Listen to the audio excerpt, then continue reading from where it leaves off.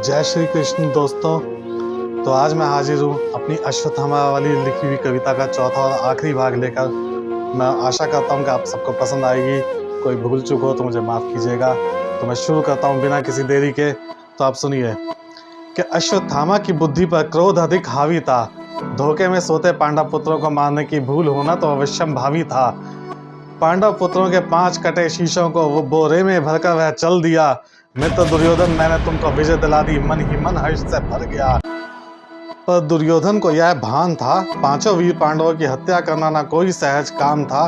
सारे जीवन का द्वेष पाले उसने भीम का सर मांग लिया। धोखे में अश्वत्थामा ने भीम पुत्र का सर प्रदान किया। मरणासन अवस्था में पड़े दुर्योधन ने एक घूंसे में सर फोड़ दिया। भाव चेहरे पर कुछ ऐसे आए मानो दुर्योधन ने माथा स्वयं का फोड़ लिया। पांडवों के स्थान पर उनके पुत्रों को तूने मृत्यु दी। जिन बच्चों से मेरी नहीं थी कोई दुश्मनी, मेरा आखिरी दिया कार्य भी तूने गलत कर दिया। मूर्ख अश्वत्थामा, अब जीवित नहीं है कोई मुझे अंत समय में जल देने वाला। देख व्यथा दुर्योधन की, अश्वत्थामा मन में रो दिया। अब तुम अपना ध्यान रखना मित्र, दुर्योधन ने कहते हुए यह जग छोड़ दिया। पुनः प्रतिशोध की लालसा में अश्वत्थामा ने बुद्धि को अपनी गंवाया था। पांडवों के सर्वनाश हेतु ब्रह्मास्त्र उसने चलाया था। सुनकर अश्वत्थामा के धनुष की टंकार अर्जुन क्रोध से भर आया था। उसने भी दिव्य ब्रह्मास्त्र अश्वत्थामा के प्रति उत्तर में चलाया था।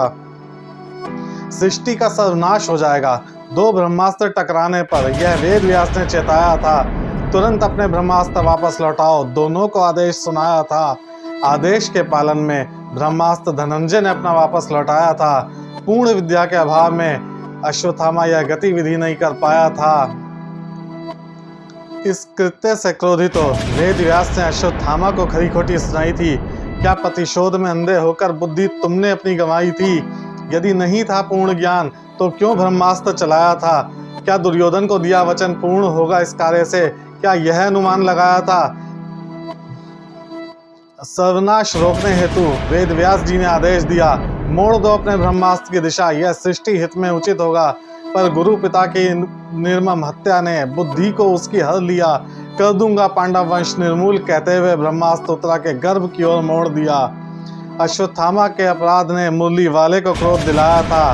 फलस्वरूप दिव्य मणि गवाकर मृत्यु से अत्यंत कष्टदायी जीवन का श्राप उसने पाया था। समय के अंत तक भटकेगा वह योद्धा, नाम था जिसका अश्वत्थामा। उसके देखे जाने के भूलोक पर किस्से हैं आज भी। दंड में जिसे मिला जीवन पर मृत्यु नहीं। प्रचलित है यह पंक्ति इसलिए कि अश्वत्थामा अभी मरा नहीं, अश्वत्थामा अभी मरा नहीं। जय श्री कृष्ण दोस्तों। उम्मीद है मेरी ये कविता आपको पसंद आई होगी। कृपया मेरे चैनल को लाइक और सब्सक्राइब करें।